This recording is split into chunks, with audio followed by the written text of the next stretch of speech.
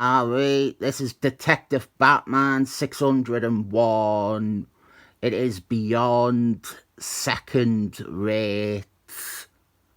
It is a story about life and love and what it means to be a man in the 20th century.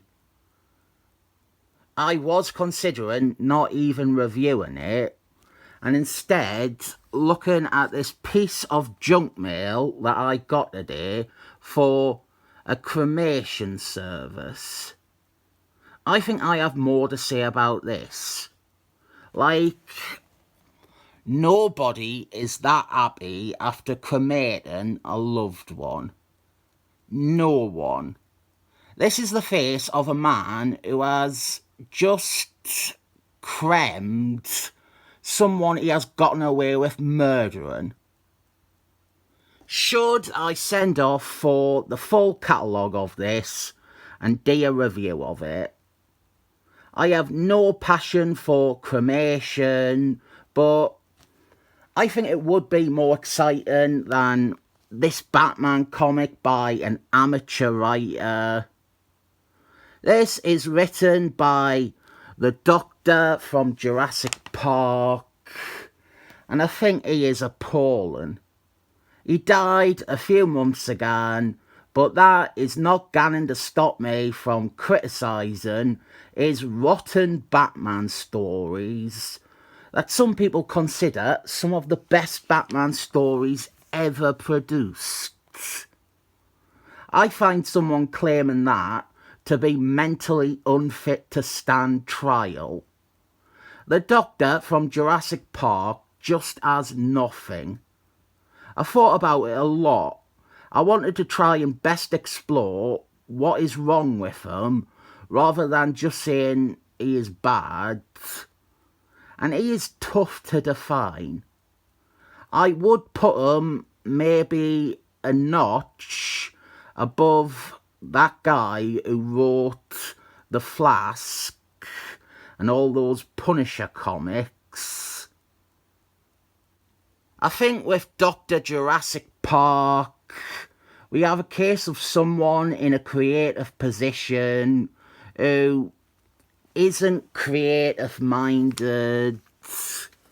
There are two types of mindsets: creative people and people not quite capable of that. Like, I developed an imagination, a fucking powerful imagination, when I was little, and now I can look at, like, a cremation advert and think up this whole scenario where a bloke has successfully gotten away with murder. Then there is people who are the reverse, people who really struggle to come up with ideas. That's not to say they are incapable of it. They just are not fountains of ideas or imagination. Dr. JP is the latter. His characters that he created for Batman are quite astounding. They nearly are all just known by their real names, and their real names didn't even sound like real names. They are not believable names, like Cornelius Stirk. And when they're not like that, they are fucking Tallyman. Fucking awful. Batman starts off by pursuing some persons involved in a drag race. The car type of drag race, not the RuPaul one. This seems an opportune time to remind you all that I believe drag queens and drag acts are uncomfortable because they are something that in 10 years or 20 years we will look back on as a form of trans minstrelsism. I would much rather talk about that instead of this issue as well. That gender identity, or to be blunt, a bloke dressing up as a woman is seen as a tacky novelty entertainment, and this is embraced as an acceptable part of trans culture. Ooh, I just had a thought. What do I think is or was more damaging to their respective fields? Drag queens and trans people, or the Doctor from Jurassic Park and Batman comics? That is a real thinker. I'll get through the issue and conclude on that. Batman catches up to one of these boy racers, but they are in the middle of decomposing and they disintegrate in Batman's hands. We haven't started off too bad. The writing isn't there, but as an opening sequence, it is acceptable. And there is a hook there with the driver, but it is utter shit from there on. We have a bunch of his atrocious characters, like a Tibetan occultist called Tenzin Wyatt. Very authentic Asian name. And then the standard insufferable wise guy mobsters of this Batman run. We have Ed Onshaw, Rafe Kellogg, and his muscle, Lumps, and Cecil. I'm not making these up. You really cannot come up with remotely believable names. I will try a different tact.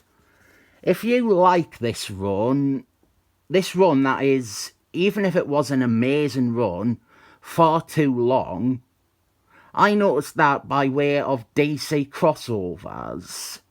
As far back as Evasion, you have this boob writing Batman. And then you can go all the way forward to when they did those Pulp Fiction ones, which were almost 10 years later, and he's still writing the Batman parts of the crossover.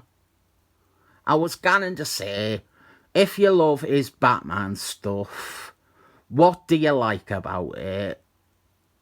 Besides the art, what is it about his scripts and his ideas that you find to be good? I didn't know if people look at my comments, but I didn't get combative with anyone except for a shit 90s editor at Marvel who refuses to admit any responsibility.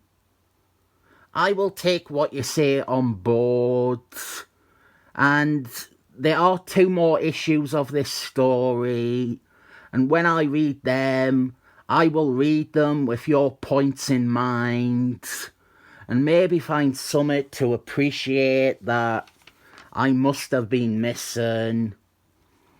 Tenzin Wyatt, he owes Mr. Kellogg $5,000, and so he calls upon an evil demonic force to go and steal $5,000 from Batman. The Doctor from Jurassic Park scripts are also filled with coincidence and contrivance like this.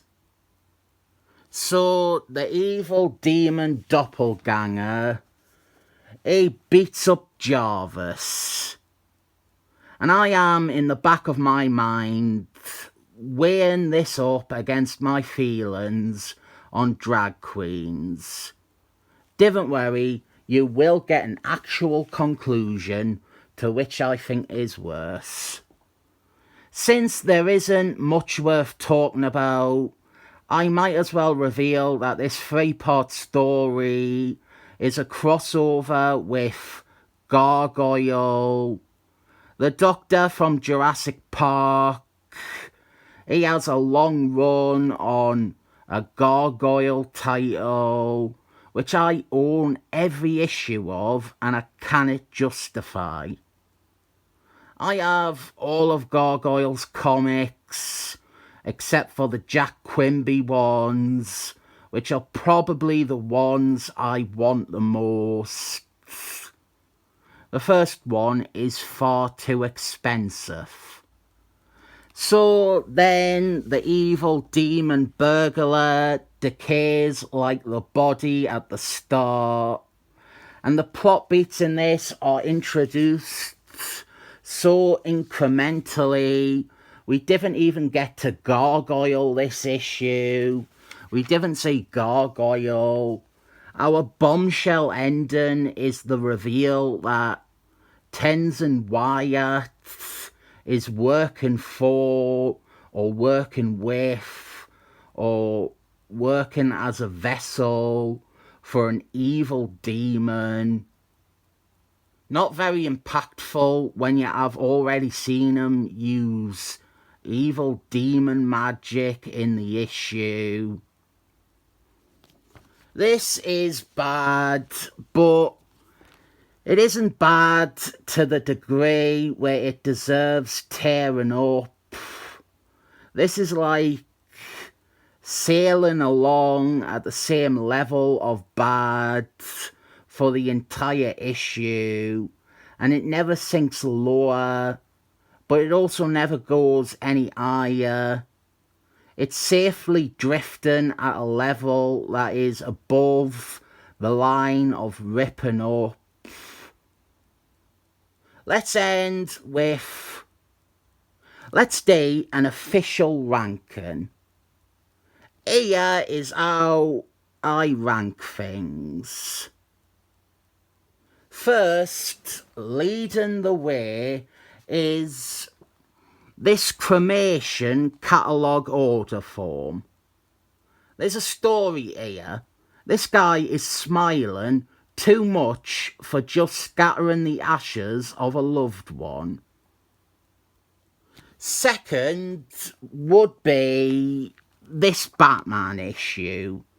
It is bad, and Batman comics were bad for a long time because of this writer, but I didn't feel like at any point it made it so we were exploiting vulnerable people for sub-cabaret performances. So, bottom of the pile is drag acts, because they make a mockery of trans people and trans identity. I actually wish I was a woman, but not the woman that surgery would make me. I will give my actually medically diagnosed body dysmorphia a 7 thumbs up, because this comic sure ain't worth it. I just thought, my body dysmorphia is so severe, for years I've been thinking I have 7 thumbs.